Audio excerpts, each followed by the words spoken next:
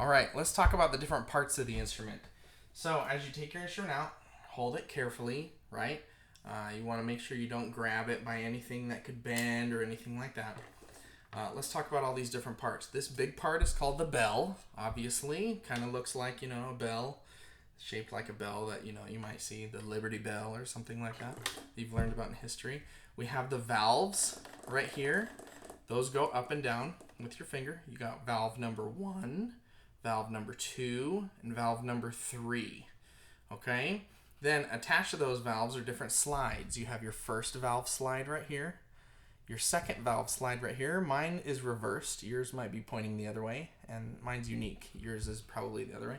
And then you have your third valve slide right here. And you can tell because they're attached to that slide, or that slide is attached to each valve. Okay? This is called your tuning slide, right? And your tuning slide goes in and out. We'll learn more about that later, but for now, you just pull it out just a little bit, maybe the width of your pinky. That's about it.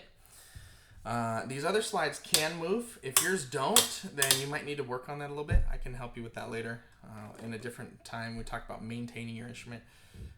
But yeah, this is the one that's important to move. Helps us play in tune.